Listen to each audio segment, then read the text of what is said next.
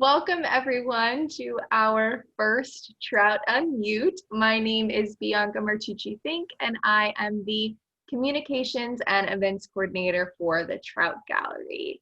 So Trout UN-Mute was created as a virtual kind of counterpart to our usual in-person Twilight at the Trout events, which took place in person on Thursday nights at the Trout Gallery. So our goal here is to facilitate a place for students to learn about the Trout Gallery while sharing their own creative insights in a really relaxed environment. So since the goal of this series is to be student-led, I'm going to turn things over to our Communications and Events Student Assistant, Claire Jonteau. Hey everyone, and welcome. Thank you all so much for joining us at our first UN-Mute event. So Trout UN-Mute is a new student-led event series that gives you behind-the-scenes access to conversations, research, and creative inspirations taking place at the Trout Gallery. Unmuted events offer an informal space for exploring the personal and the experiential. Throughout our virtual semester, we'll be hosting themed 15 through 30-minute art chats, activities, and mini-escapes from lecture-style online meetings. In tonight's Unmute, Kaila Burke-Ozuna and our Curator of Education, Heather Flaherty, filling in for Bethany Petrunek, are going to be leading us in a sensory exploration of the artwork of contemporary artist Kara Walker, whose work will be featured at the gallery next fall in the exhibition Kara Walker, Harper's Pictorial History of the Civil War, annotated. Now I'll pass things over to Kaila, a senior Spanish major with a minor in creative writing, and Heather. If you're having any technical issues, you can let us know in the chat.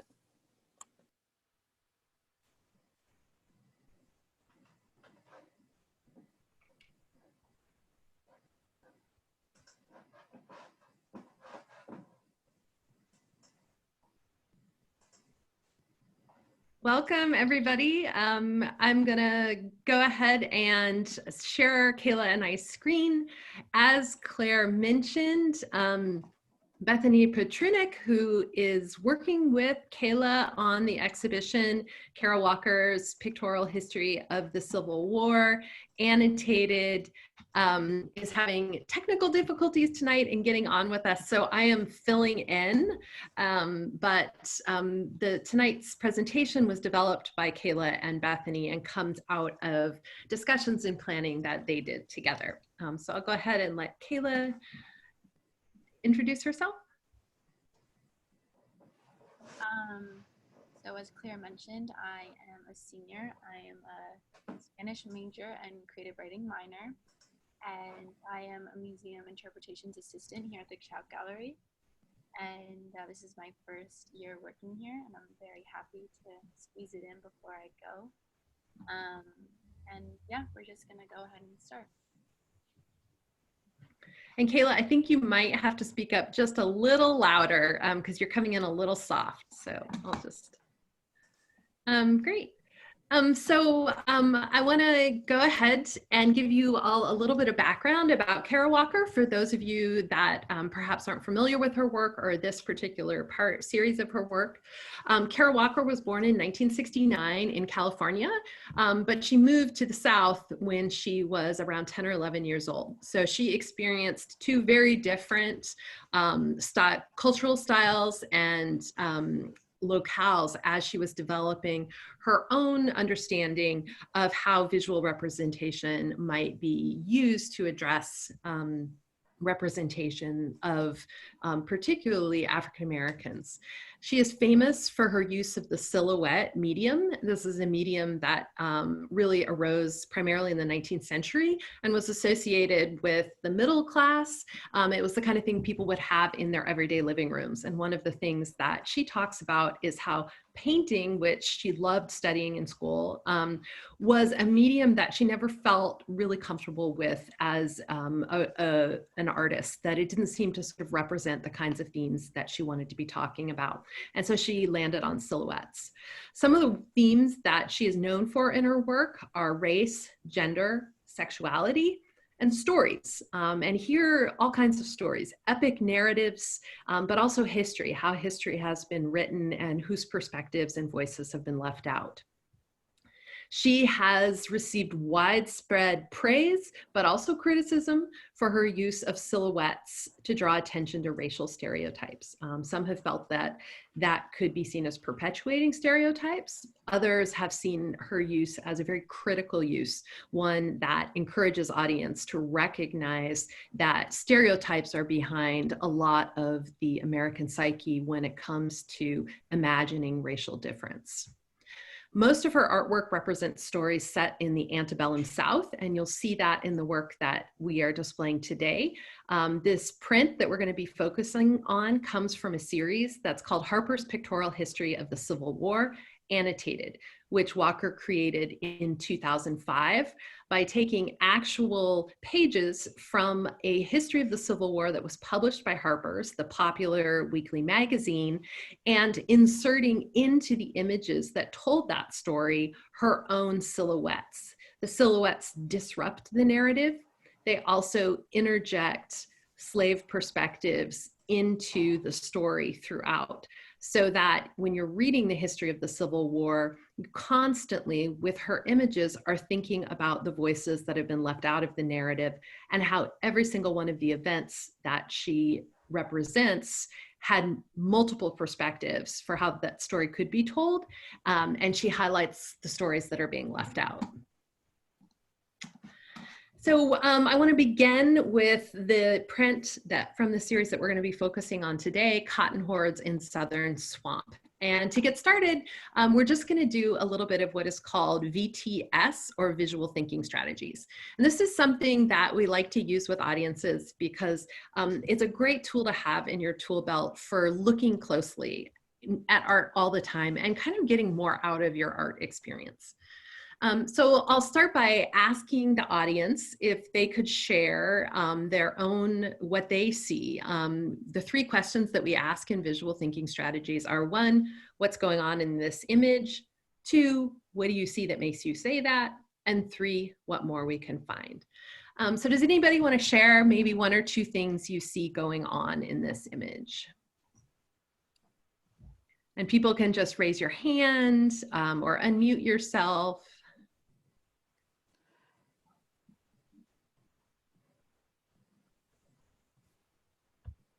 I realize it might take a second to kind of take it in. And oh, Jackson Rhodes raised his hand. Yeah. All right, you want to go ahead and share, Jackson? Yeah, can you hear me? Yes, thank you. Well, something I noticed besides just the silhouetted figure, I was focusing in on the boat and the figures on that boat, and how it seems like there are 2 African-American men and 1 white man on the boat. And while 1 is looking away towards the right side of the picture, the 2 on the right side of the boat are looking towards the left, towards the silhouette.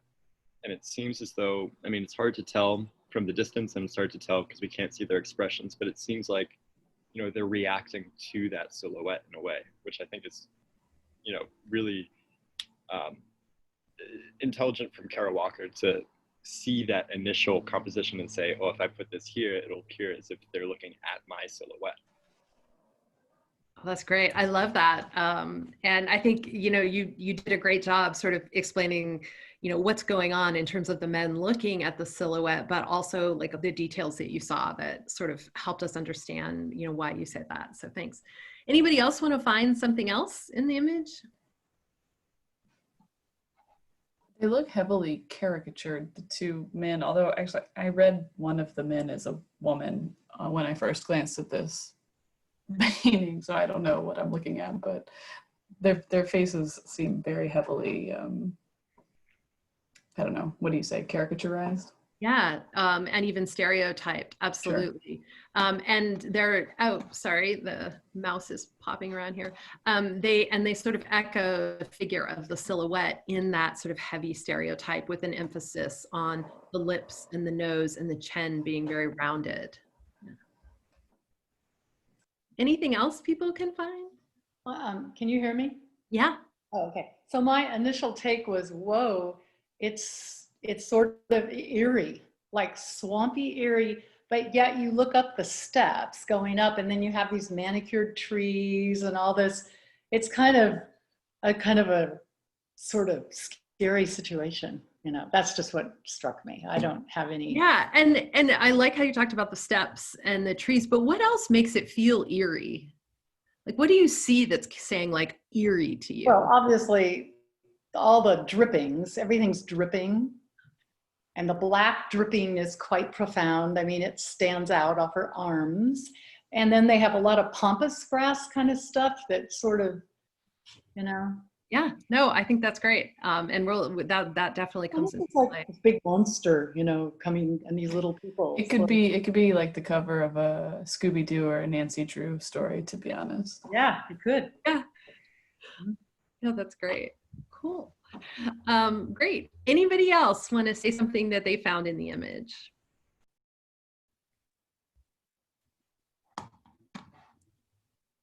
Yeah.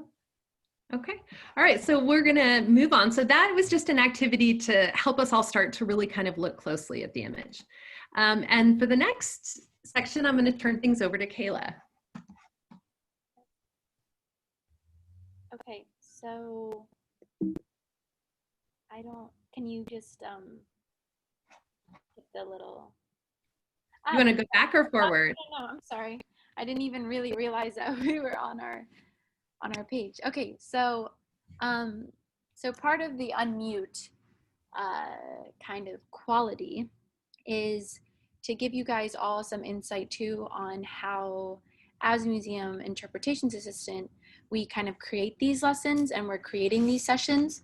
So in our kind of right before we started the semester and we had our training week, we were doing our own sort of lessons and activities, and me and Bethany had the project of creating a lesson for this exact image. And when I saw this image, I immediately thought of Billie Holiday's song, Strange Fruit, which is initially a poem. I just immediately started hearing a little bit like what you were saying, Bianca, is the eeriness. I started hearing the eeriness of her voice kind of immediately.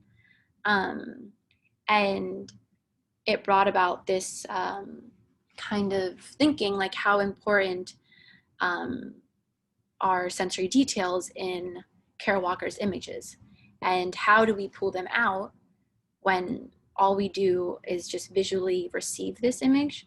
So how can we pull out the different senses that are definitely depicted in the image, but we're not going to be able to hear it, smell it, taste it, obviously.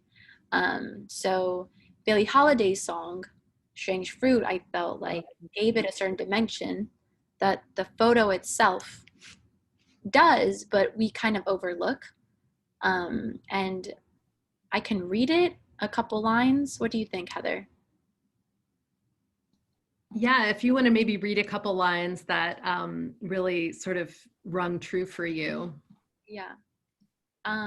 So I definitely think strange fruit hanging from the poplar trees, like the way that we see these leaves, like you were saying, dripping from the trees and also from the image, which, clearly is those black bodies swinging in the southern breeze, which is super like the contradiction of very soft with very chaotic sensations, I think is strong in the image as well. Like it seems like they're just drifting along the river, and then boom is this massive figure that makes you like, whoa, something else is being told here. I think the scent of magnolia is sweet and fresh. Something about it being the southern swamp. I'm sure we can know that there's other scents that aren't as pleasant, but definitely the tranquility of being in the middle of nature. There's probably something sweet and fresh about that.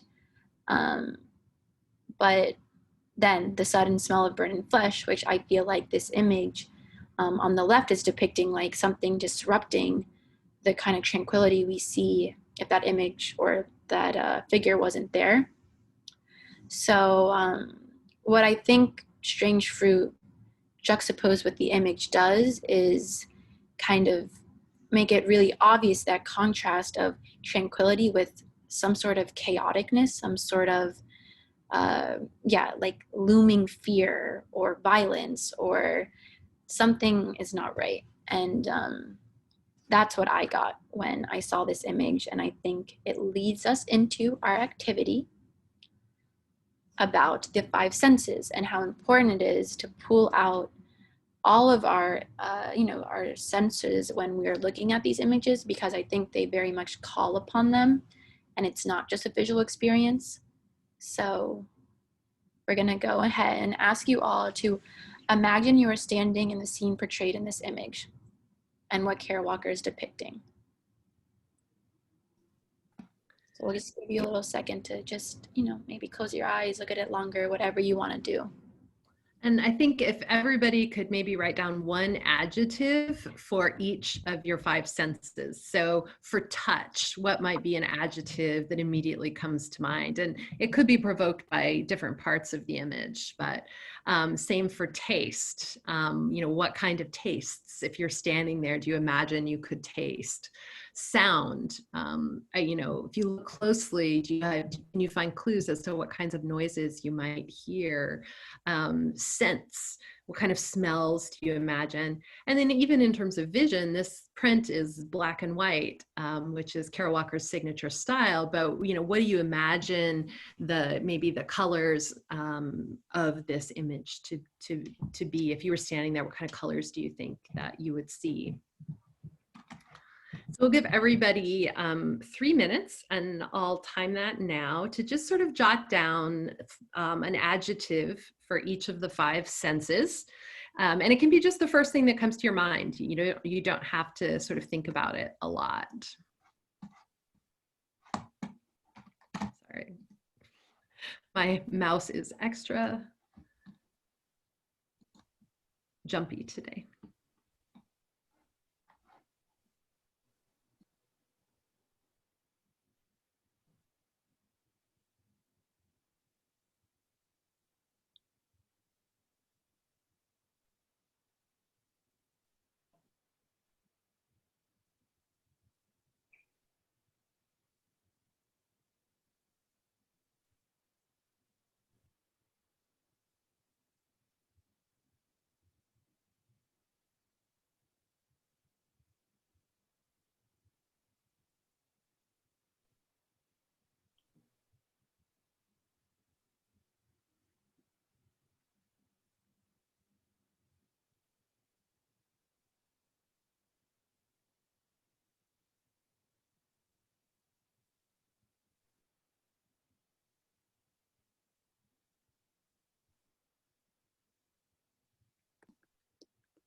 So you have 1 more minute. So you're thinking of an adjective for touch, one for taste, one for sound, one for vision, and one for scent. So if everybody has a pretty good idea, what I'm gonna do is I'm gonna stop sharing this slide, and I'm actually gonna share a whiteboard that we can all write on. So can everybody see the whiteboard now? Yeah. Okay, so you all should have an option that says view options on your toolbar. You should, on your toolbar, which is, in that case, it depends on what kind of screen you have. It could be a green bar. Go to the view options and choose the word annotate. And annotate will bring up another toolbar that has ways for you to write on this whiteboard. You want to choose text because that's the easiest. And what I'd like is for everybody to choose text and go ahead and write your 5 adjectives on the screen. And if you're having problems finding the whiteboard or navigating to it, just let us know, and we can help navigate you there.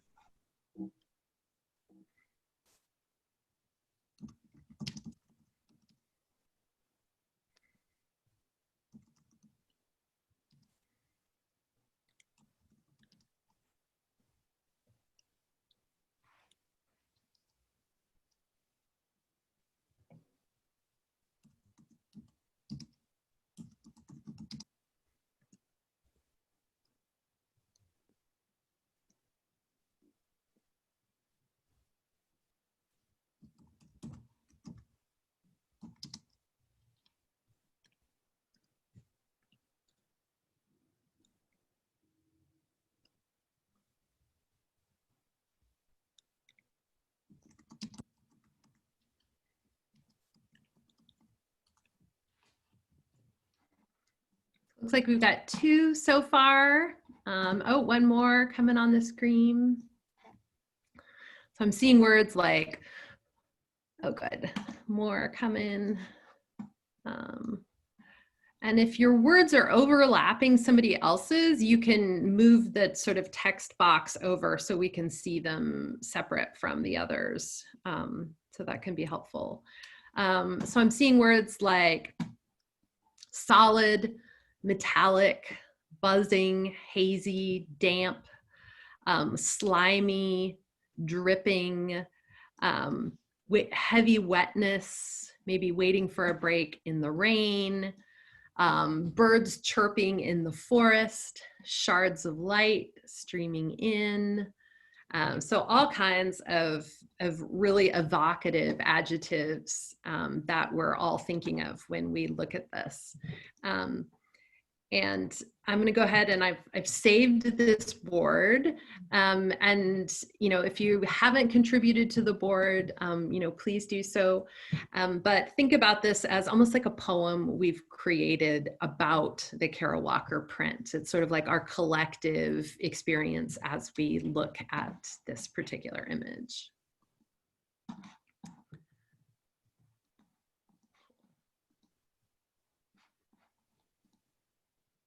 So we already did that.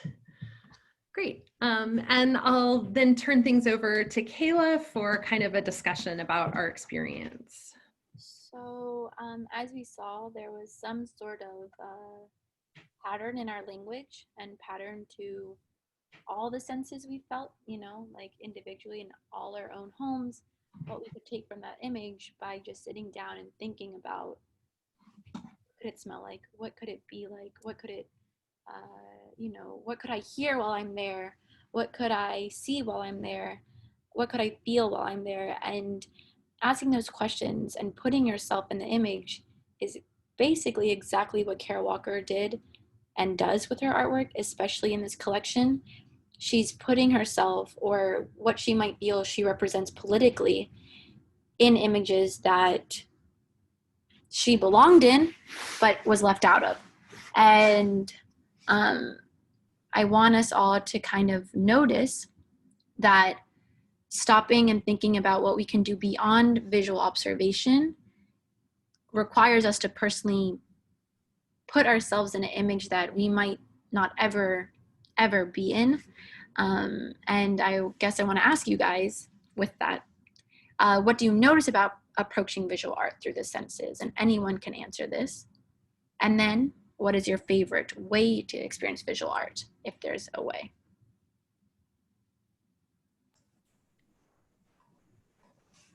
Well, I think it makes you be really specific. Like you block everything else out and you think only of what's the weather like? How does this feel against my skin? That kind of thing. Or what colors am I looking at?